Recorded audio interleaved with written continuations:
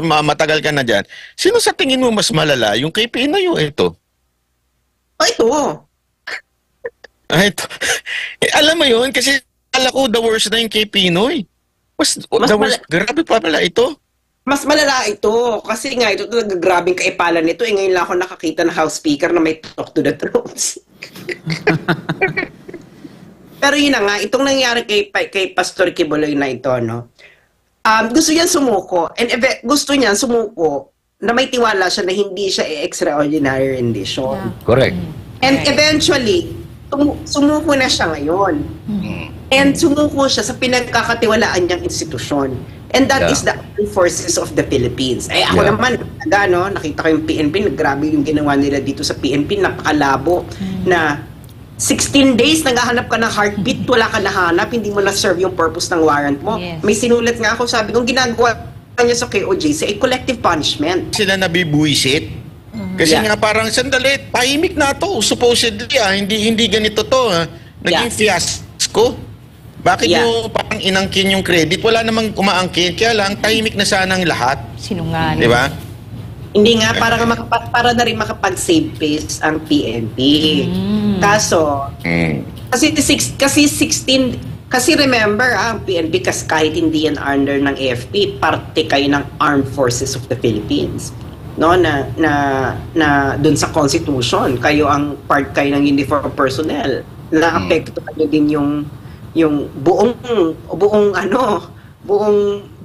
sandatahang may armas ng Pilipinas. So I think kasi the army really knows how to handle situation like this, no.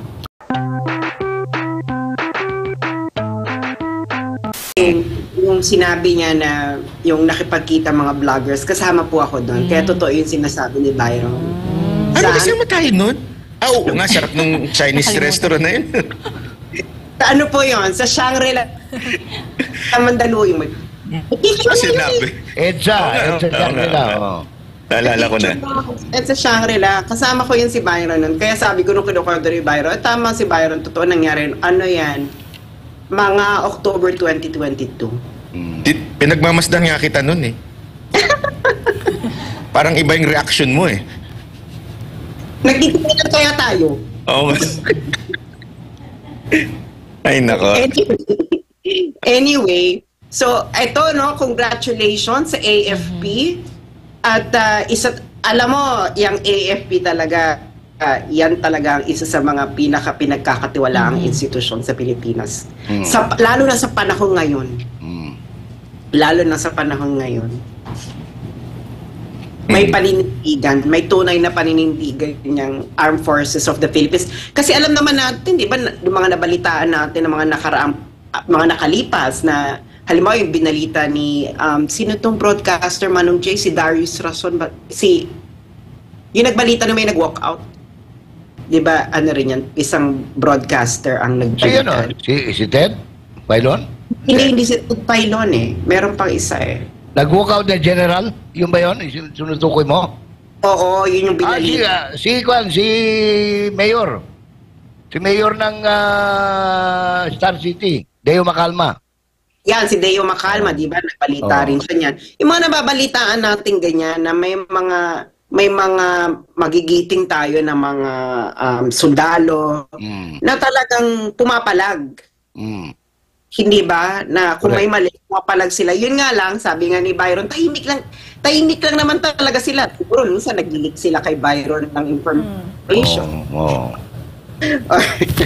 Si Byron na lang pinapaingay nila or minsan binibigay sa gano'n naman eh. Magpipid lang yan ng isa para at least meron lang silang ano. Pero hindi yung kapag karaka magpapatawag ng press con.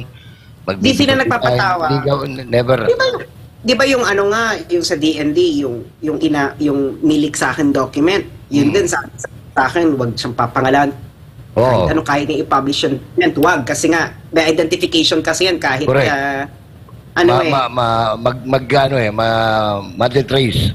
Matitrace sa kanila. So ngayon, totoo yan, na meron talaga sila panindigan, pero hindi nga sila, ayaw lang nilang nakikialam ng tahasan. So itong pagsuko ni Pastor Kibuloy, malinaw naman to eh.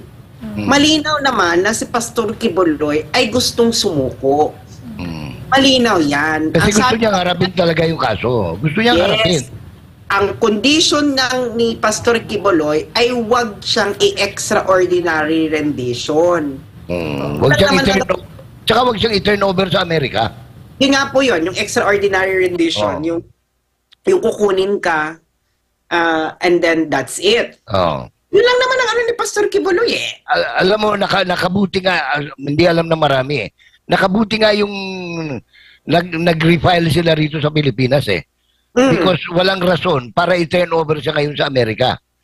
Kasi there is a pending case in the Philippines. Exactly. Bawal ngayon kung hindi bawal kasi sa extradition 'yon no. And Correct. Wala naman silang pina-file na extradition case. Wala. Kailan pa yung kaso na, no? 4 years ago. 4 years ago. 4 years ago pa yun. Can you imagine, di ka nag-file ng extradition, tapos ngayon nagkakabakbakan na, saka ka mag-request na, gusto namin. Wala kang extradition case. Yun naman talaga hinihintay ni Pastor Quiboloy noon, mag-file kayo ng extradition case. Hanapin ko rin, oo. Kasi hindi sila nagpa-file. Kaya talagang malansa ito, no? At gusto ko lang ipaliwanag sa mga tao, no? Kilala nyo si Julian Assange, yung sa WikiLeaks. Sinabi ko kay Pastor before, nakita ko yan, sabi ko, alam mo Pastor, pag ang Amerika gusto niyang manira, pag lalaki ka, ang talagang itatarget sa inyong rape. Yan ang, pag ganyan ang galawan ng Amerika, si Julian Assange, rape yan, umpisa ang kinaso sa kanya para masukot, para mapalit yung mundo niya sa Sweden. Eventually, nawala yung kaso ng rape. Pero yun na, nasira na siya noon. Ilang taon. Isang taon siya. They will vilify you eh. Sisiraan ka talaga. Pag lalaki talaga, ang ano talaga niya, lalo na pag mga nasa position ng ganyan, mga pastor or whatever, rape talaga ang talaga. Kaya ka nakakalamang kaday. Ano po yun? Kasi lalaki lang pinapailan nila ng ganyan eh. Alam nyo, meron akong gustong ikwento, no? Kasi kwento ko to kay Pastor, kung natatandaan niya, na alam ko yung nangyayari sa'yo kasi may parang nangyayari sa akin ganyan na similar. Noon. Ikukwento ko rin siya eventually, but it's not yet time. Pero ako lang pwede makapagkwento noon kasi... Alam mo, Sas, kaya ako maingat ako sa ganyan. Kaya mag-ingat ka. Oo, pag medyo delicate iwas na. Pag hindi talaga, alam mo pag Byron, alam mo yan talaga ang pantira nila. Yung hindi ba ko inakusahan ng rape, no? Hello. Ganun din ang ginawa nila kay Eli Soriano, remember? Yes, kay Eli Soriano. Rape talaga. Sa paglalaki, rape talaga. Ay, ikaw, Byron, mag-ingat ka. Actually, ang dami ko talaga iingat na ganyan na mga alam nyo kayo, pag maganyan, mag-iingat kayo sa mga ganyan kasi ang habol talaga yan, pinakamabilis na masira ka, rape. Yan ang inaano ko talaga sa mga lalaki na vlogger, nagbablog. Nasabi ko yan, ako mag-iingat-ingat. Huwag kayong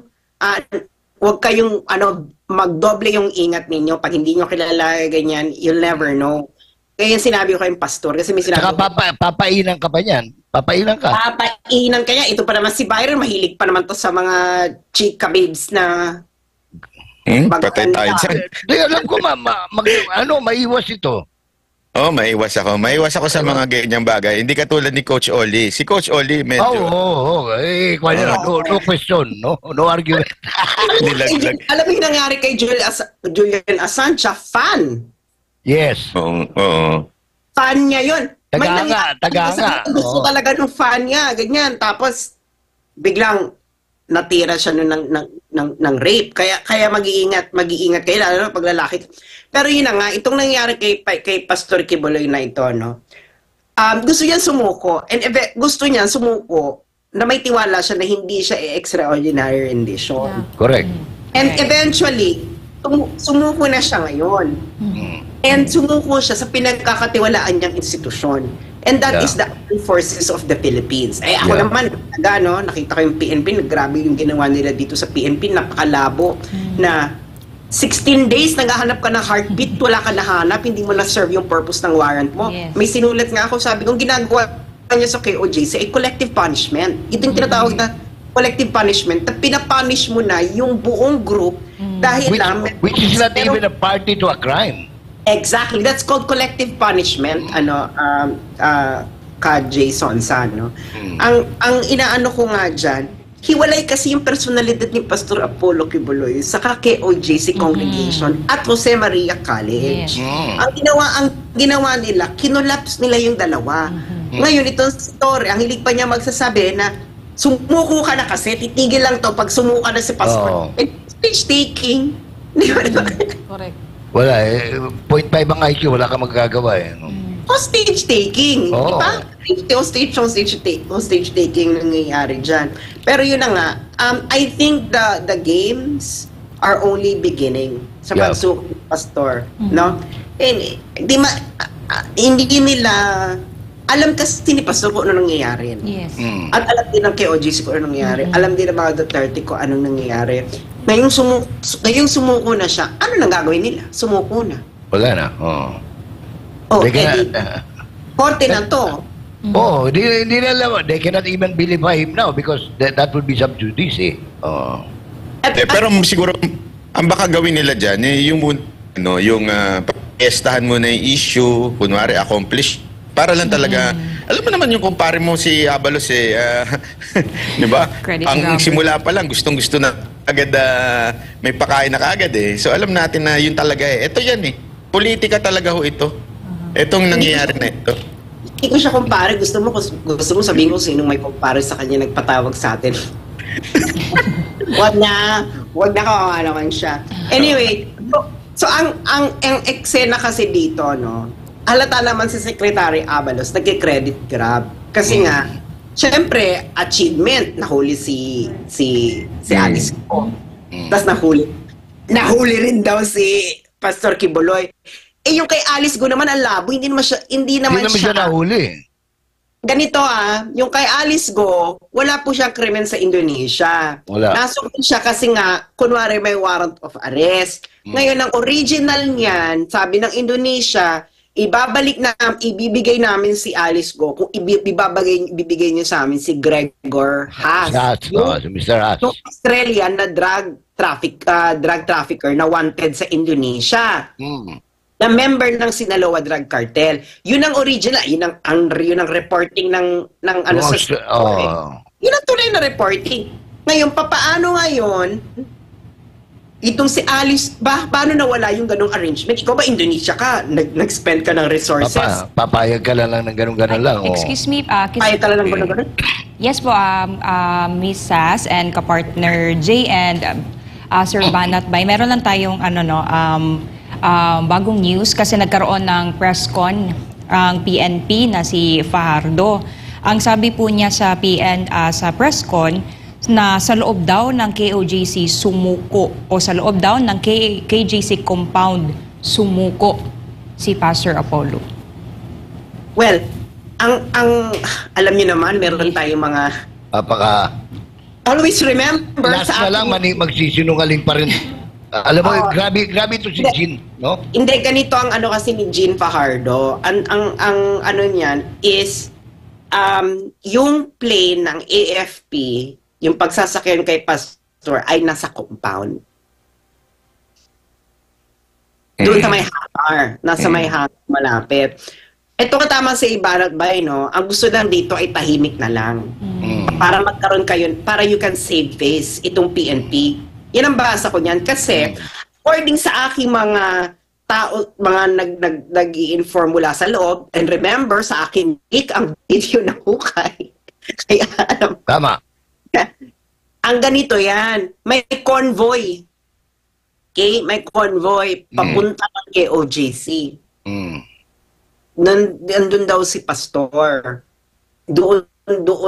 Doon na pinadaan at doon na hindi siya natagpuan sa KOJC compound. Wala. Yun ang katumanan niyan. Hindi po siya doon natagpuan.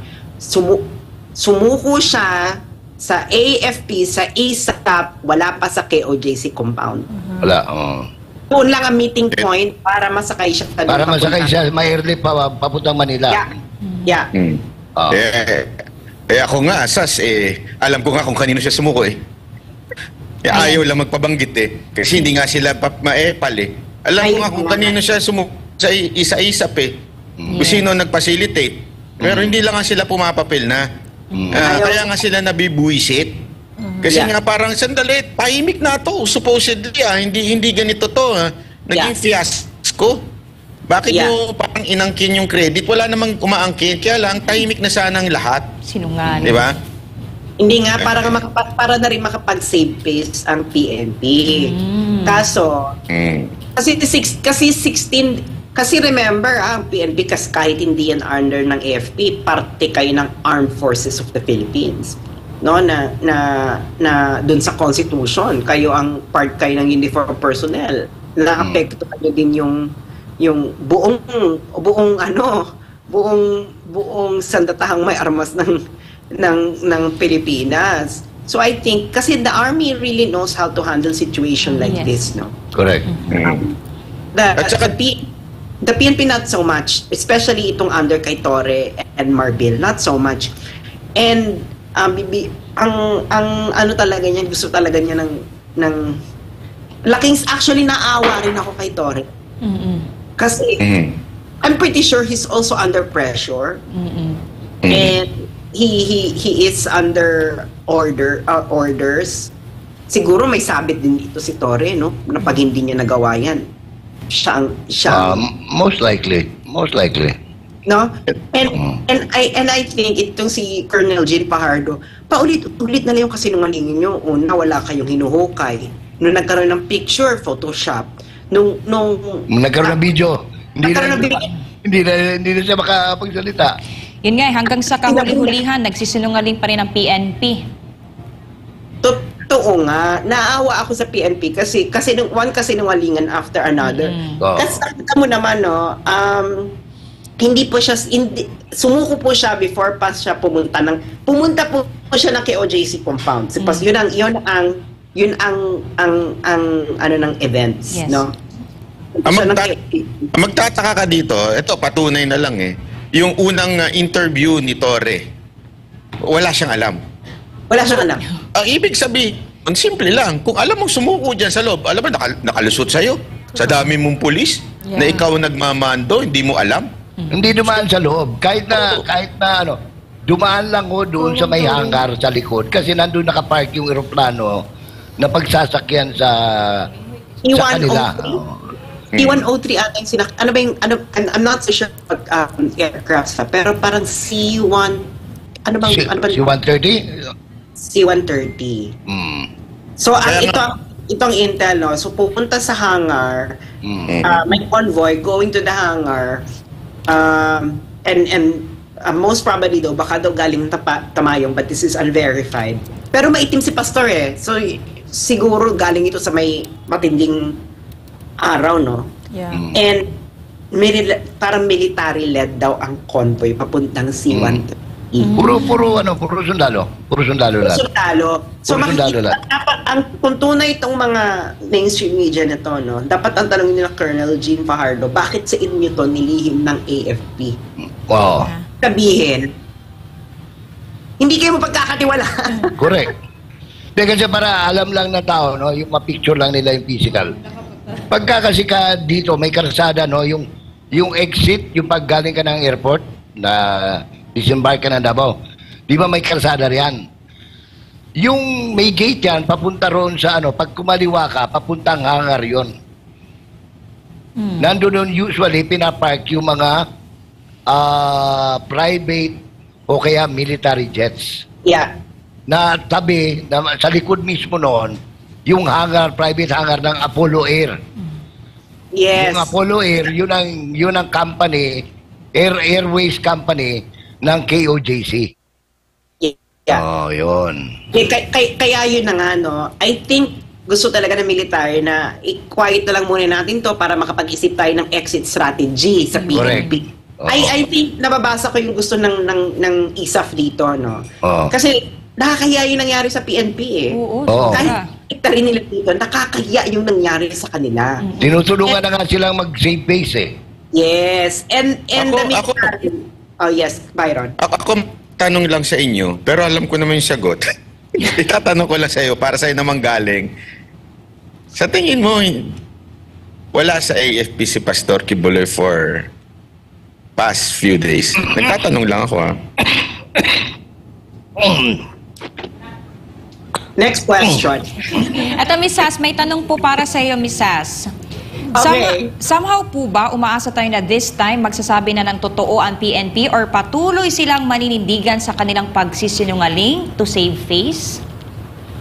Well, ganito lang yan alam mo, Colonel Jean Fajardo, parang si Colonel Jean Fajardo atang kauna-unahang babaeng spokesperson ng PNP. No? Correct. Or Mukha. maybe- Mukha. Mukha ba? Oo. Or Yes baka po. meron na before, no? Kasi karamihan lalaki ang ano dyan eh. Lalaki. Lalaki, oh. Actually, nakakahiya na parang, alam mo yon na parang sana, kasi ikaw yung, although tagapagsalita ka lang, sa'yo ma-associate yun eh. Correct. Sa'yo ma-associate yun eh. Na, tama ba tong, parang, halimbawa yung heartbeat, kung nakikita mo ng ganyan, parang sir, parang ang labo. Oo. Ang labo. No? Una, yung heartbeat, nahanap na. Itong yung si Gretchen ng News 5, sigurado siya, confident siya. Oo.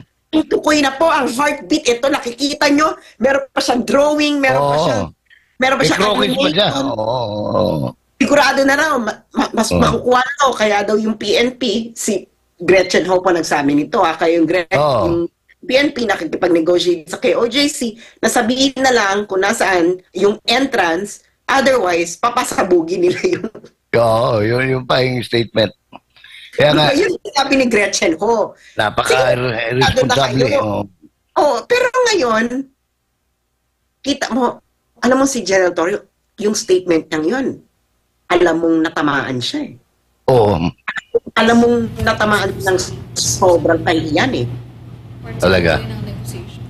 Pero alam mo, ito naisip ko lang paano kaya nila i-connect lahat ng kapalpakan nila?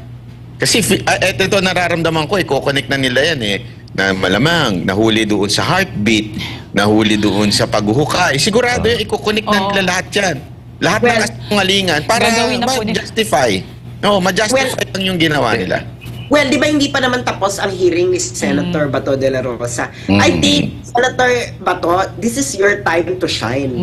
Kasi malinaw na malinaw na yung ginawa ng PNP ay mali. Kasi ganito yan, no? Alam mo naman tayo, no? Kaibigan din tayo ng PNP.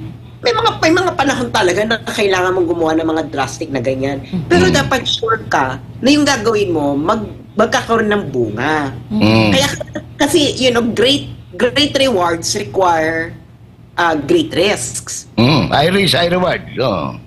Diba? High risk, high reward. So gagawin mo talaga kasi sigurado ka nandyan yung inuhuli mo. Kahit magpako pa yung building na yan, basta mahuli ko, wala kang pakialam, nahuli ko.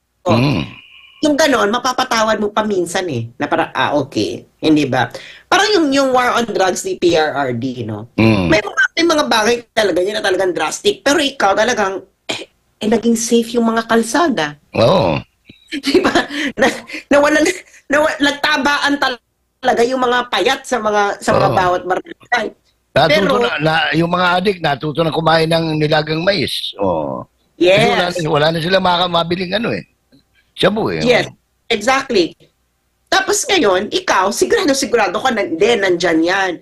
Nakita namin yung heartbeat, nagtatago, ganyan, hinukay na, sigurado kayo nasa ilalim ng lupa. And then wala kayo nakuha.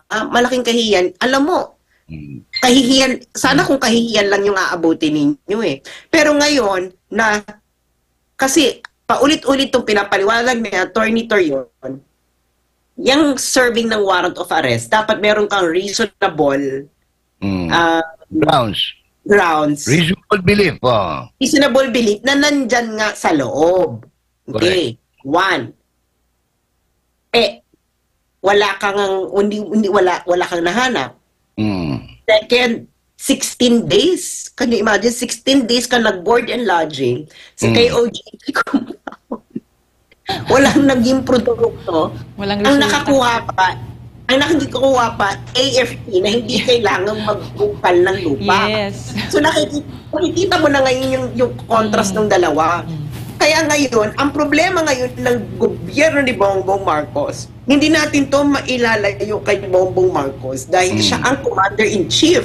Tsaka siyang, di ba, sabi nga niya, wala kaming pinasok na baril kahit isa. Walang tear gas. Talaga, ito nami-miss ko no? Kay Pangulong Duterte, di ba? Tuwing si Pangulong Duterte, may mga police operations, whatever. Sinasabi niya, akin yan, dala kong commander-in-chief. Ngayon, wala kang makaramdaman dito kay Bongbong. Kasi ka pa ba ang commander-in-chief ng mga to? Kaya ngayon si Pangulong Duterte, wala siyang pakialam kahit makulong siya dyan sa war on drugs, basta ang paglilitis sa Pilipinas. So, ito ngayon ay, ano yan, Byron? Kasi naman, Sas, naniwala. Hindi ka naniwalang weak eh.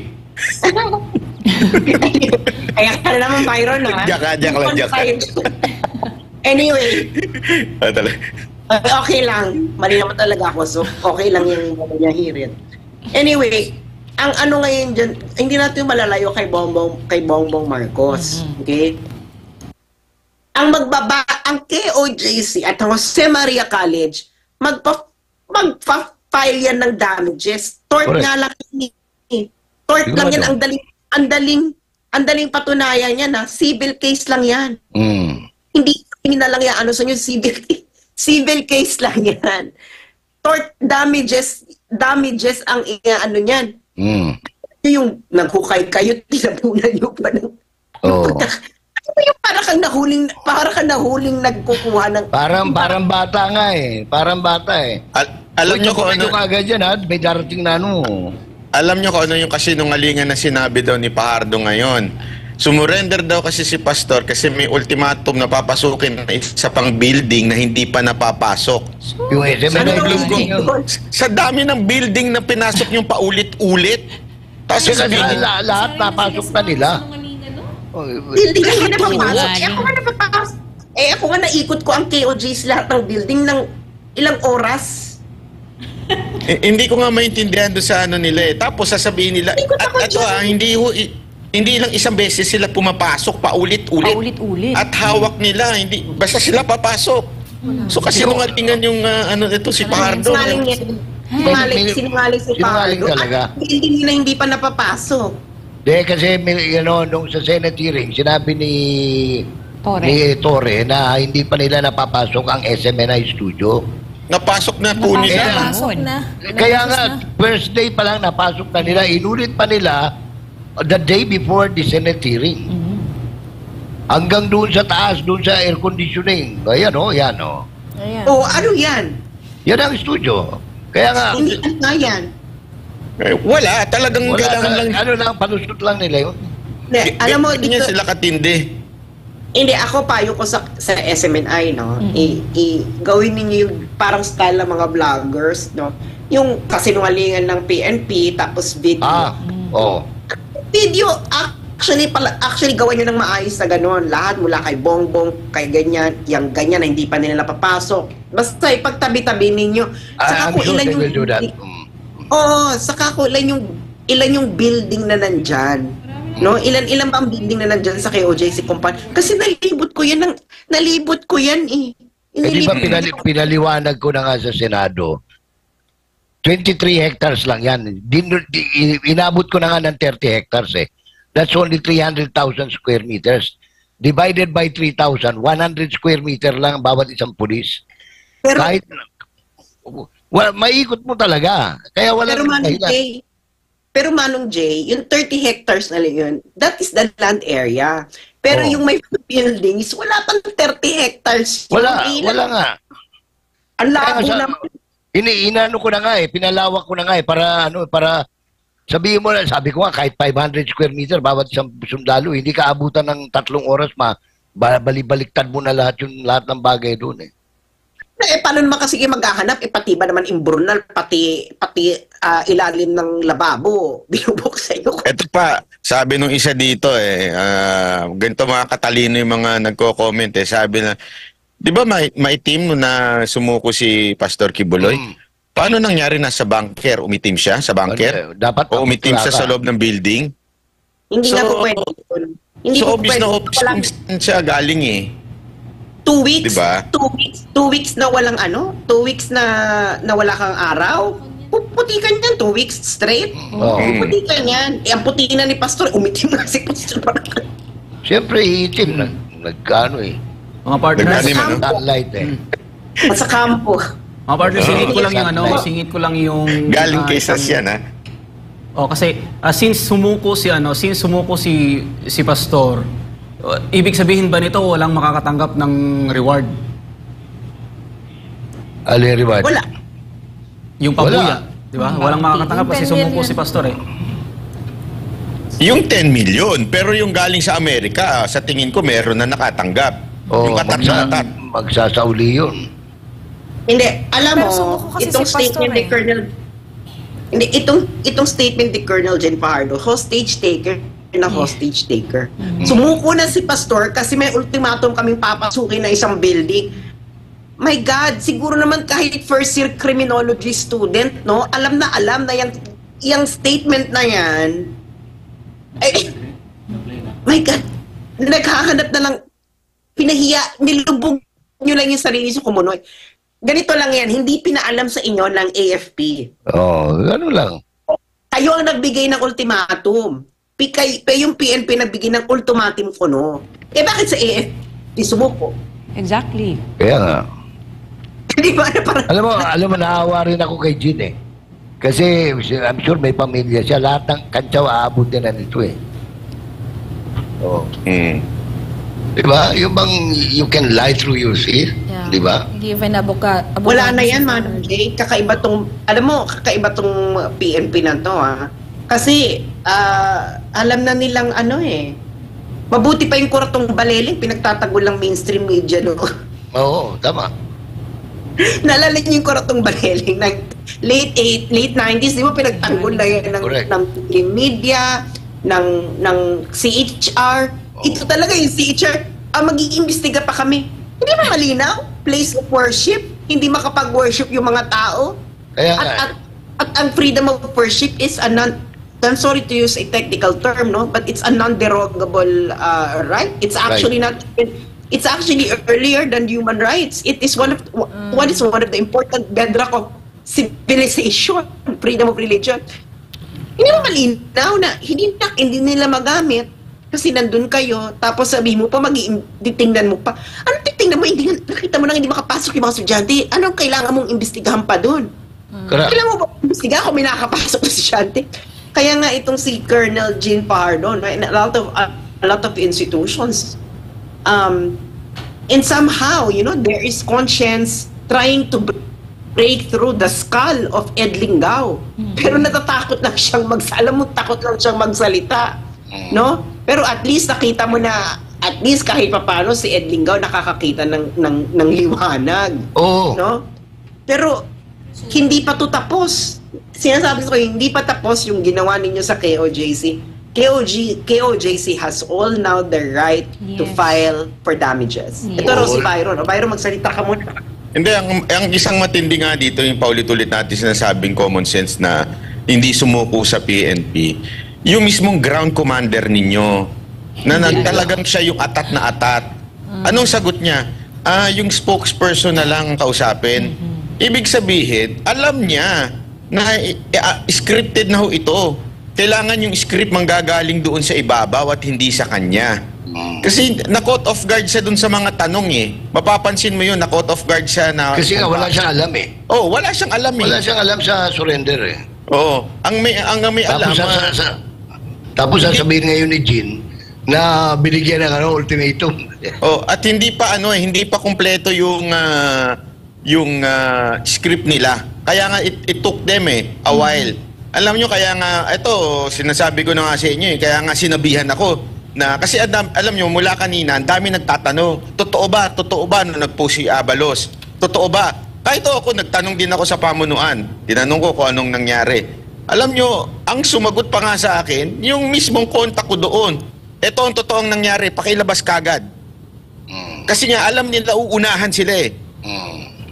Sabi ko, ako, hindi pa nga ako nagpaalam muna ako sa KOJC. Baka mamaya hindi ako allowed. Kaya lang, yun ang sinabi sa akin, ilabas ko, doon nilabas ko. Ibig sabihin po, hindi nila alam yung script itong PNP. O siguro nung nakita nila na naglabas na unti-unti ang SMNI, naglabas na tayo unti-unti, doon na sila, kailangan na natin ng malinaw na script. Kaya pa sila ngayon lang nagpe-press con pagkatapos ng ilang oras. Di ba? Yun ang ano ko dyan. Tapos kaya nga Byron, kaya nga itinuro ni General Torre ang spokesperson. Para, kasi ang spokesperson, nagbabasa lang naman talaga yung nag-script. Oo nga mukha nga na ano nga ako. Ang spokesperson ka, di ba? Ang spokesperson ka, hindi ka pwede magbigay ng sarili mong opinion. Kung anong nakaharap sa iyo, yun lang yung babasahin mo. Hindi ba? Kaya lalo na pang spokesperson ng PNP. Kaya yung sinabi niya, spokesperson ang tanungin. From that moment na sinabi ni General Torre yun, bago magsalita si Colonel Jean Fajardo, gumagawa muna sila ng script. Ang tagal nun, ha? Ang tagal nun, yung time na yun. Siguro nagtatanungan pa sila. Siguraduhin natin yung kwento natin. Baka magkaiba-iba. Kasi kung alam mo yun, kung talagang mas naunahan pa nga natin ng hindi ho kami nag-usap ng mga taga Mindanao, yung pahayagan doon. Mindanao Times. Hindi ho kami nag-usap ng mga yan. Bakit pare-pareho ang kwento? Kasi may source May source so pare-pareho. Pansinin ninyo, kahit nga yung sa, ano ba ito, meron si Asyo, hindi ko naman po siya kinontak, hindi ko siya tinanong. Pero bakit nagkapare-pareho?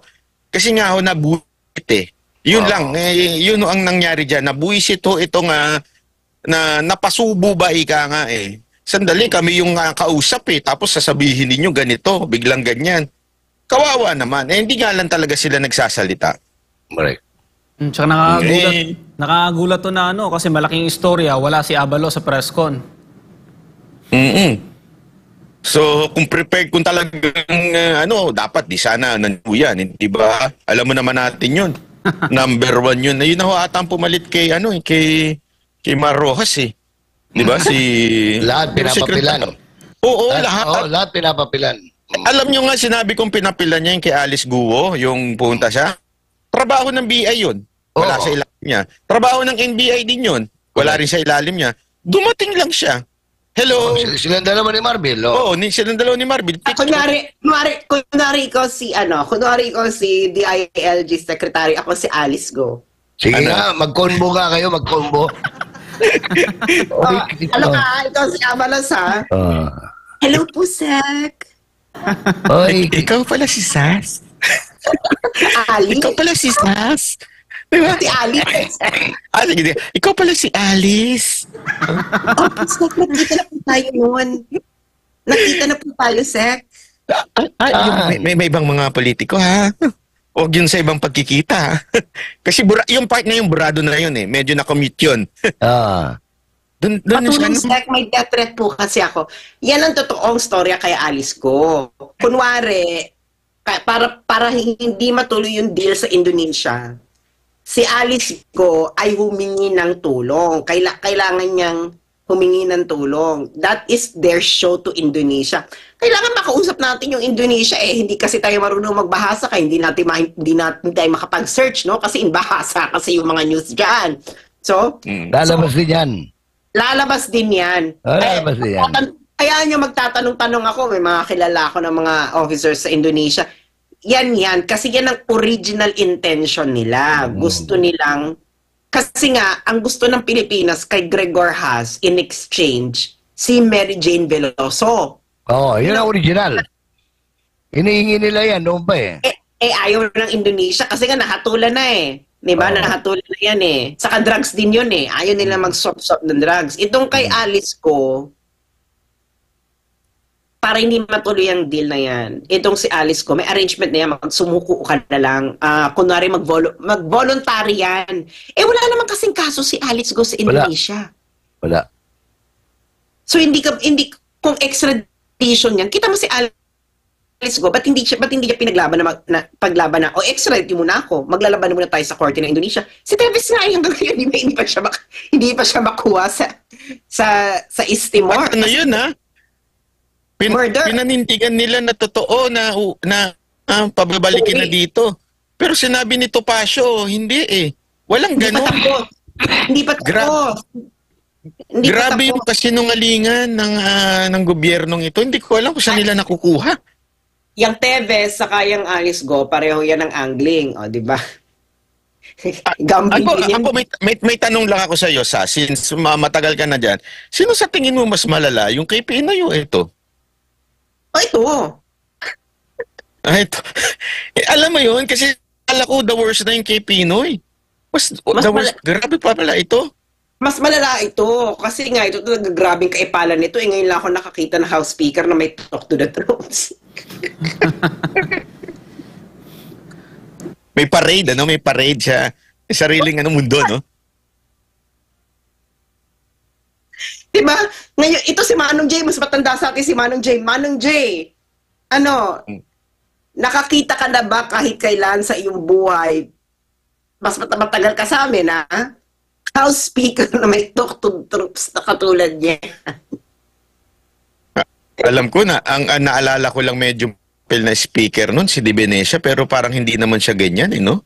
Ay, hindi ganyan si Di Venecia. Oo. Wala ganyan. Siya lang yung, hindi sa mapapel, siya lang yung medyo sikat na speaker nun na ewan ko kung bakit, pero hindi naman siya ganito, yung malala, na parang mayat maya nasa nakita mo yung pagtatagalog ni ni speaker, yung sa namimigay siya sa Davao. Sabi ko, grabe. No wonder, ha? Parang very konyo. Pero ba natin sabihin yung konyo? Well, salita naman yun sa mga slang dyan, sa mga konyo. Di ba very social na? Parang, Oo nga Dinaig niya Alam mo pa si parang- Alice Guo Iba yung niya Sabi ko paano, talagang dito ko napagtanto na kailangan niya talaga gawin ng lahat ng bagay para maging presidente siya. Mantakin mo mag-iikot ganon. kasi na siya eh. Di ba? 65, Wala makakaintindi. 65 na kasi siya, Byron, pagdating ng 2028. So, that is his last chance. So, talagang gagawin niya lahat. Oh. Malupit, ibang level to si Hindi kasi bakit natin nababanggit 'yan? Kasi sa tingin ko, ito din ang ito ang pasimuno nitong lahat ng nangyayari. Ako ito malaking kutob ko talaga. Siya ang gustong gumipit dito kay Pastor Kibuloy para hindi makasuporta ito ng kahit anong kandidato. Yeah. Para sa 2025. Yung sinulat nga ni Tiglao, di ba, na napakaganda. Itong nangyayari sa KOJC is more on para para magipito yung 2025 election na hindi makapasok ang mga senador na oposisyon. Yun ang buong picture nito. Sa tingin ko lang po. Totoo yan. Sinabi ko na to sa interview ko sa SMNI, no? Can you imagine, 2 consecutive years na kapag ang sinuportahan yung presidente, yung hindi sinuportahan ng mainstream media, kayo lang ang estasyon na sumuporta sa isang kandidato na ayaw ng mainstream media na nanalo ng sunod-sunod. Correct. Pinakamataas pa ng boto si Marcos saka si Sara. Walang nakagawa niyan. Ang ABS-CBN hindi nga makagawa yan. Ang GMA hindi makagawa yan. Hindi ba? Mas maraming nanood dun sa natin dun sa SMNI. Yun yung nakakatakot kasi twice yung SMNI hindi pa yan hindi pa niya na-realize yung full potential niya. Alam naman natin yan, bakit kung nakapunta ka ng studio, di ba? Payak lang naman ang ating buhay sa SMNI. Sa SMNI building, no? Hindi pa yan kasing katulad ng ibang network. Pero nakakagawa siya ng yung kung paano siya nakasuporta kay Digong, na itawid niya yung presidente ni PRRD, tapos na itawid niya yung kay Marcos, matindi yung usapan na yun. Kaya ito 2025, tama ka dyan, Byron, may politika itong malaki. Oo. Pero ewan ko, talagang ewan ko kung matinding dayaan na mangyayari o talagang kailangan nila baguhin ng konstitusyon para mailagay siya bilang pinuno Dahil paano mo tatalunin ng isang Sara Duterte? Napaka-imposible talaga Diba? Lahat nga ng mga kilala ko, sinabihan ko na huwag nyo nasabayan si GBP, mapapahiya lang kayo. Hindi kasi di ba? Kaya nga di ba binibina yun corona pa.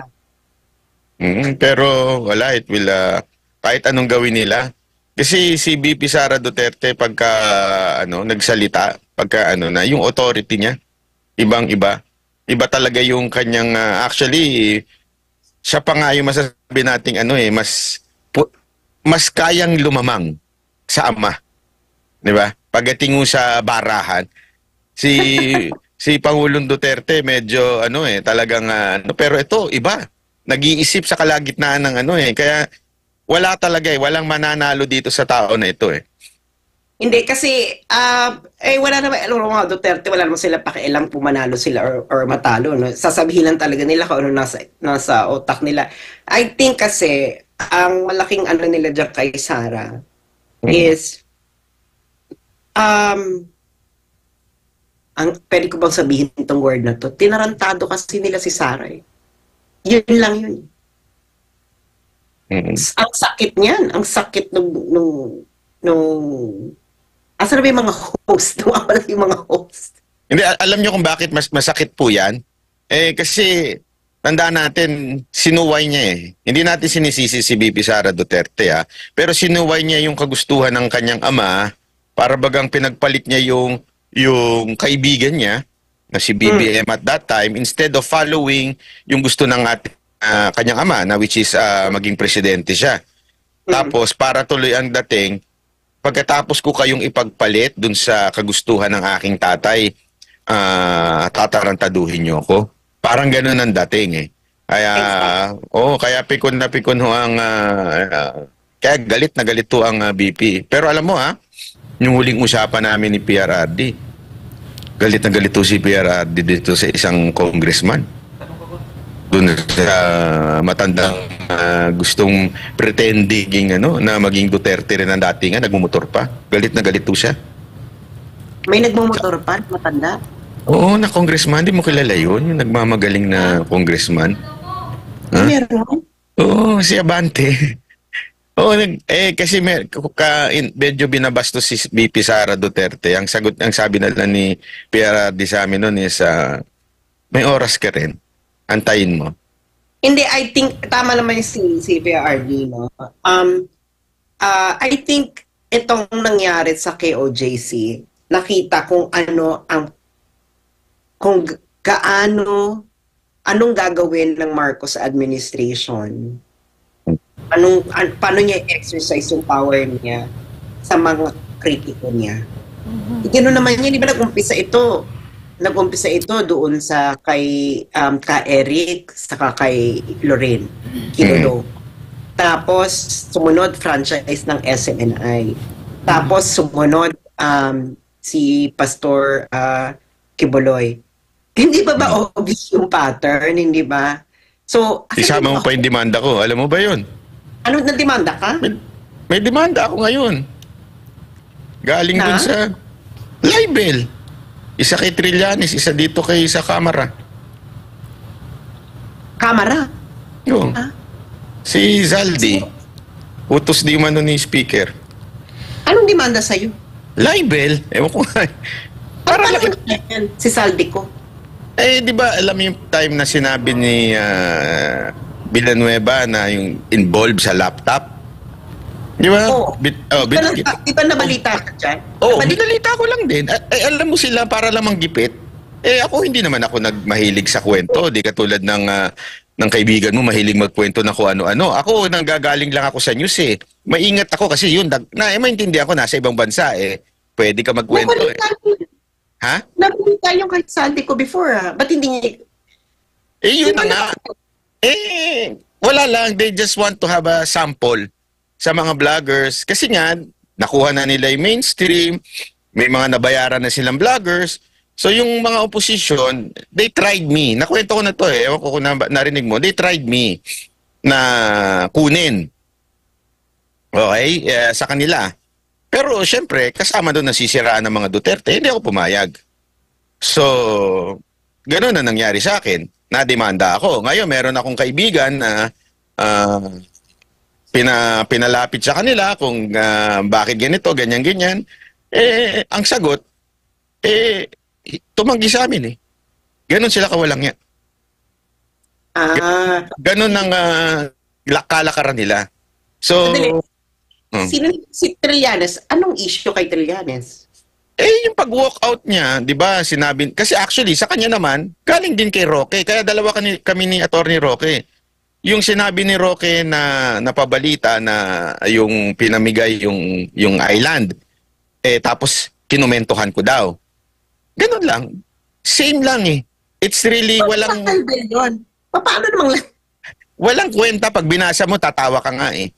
Kahit sino magbasa ng mga mo nila, matatawa ka eh. Parang abogado ba gumawa nito? Wala lang. Gusto lang nila akong maubusan ng pera, gusto lang nila akong maistorbo, kasi gagastos ka eh, di ba? Sila mayaman. Walang choice, di ba? Ang labo niya. Ganun ang sistema ngayon sa gobyerno to. Pagka hindi ka kakampi, kalabang ka, bawal ang neutral. So, kalabang ka talaga at gagawin ka ng imbento. Kaya nga, di ba, si Attorney Roque, yan, isinama niya, SMNI. Isipin mo, pati nga yung mga bossing ng SMNI sinama kahit walang kinalaman. Di ba, yung bossing natin dito sa SMNI, walang kinalaman dinimanda ni Gani. So, ganun sila, ganun talaga sila. Malupit.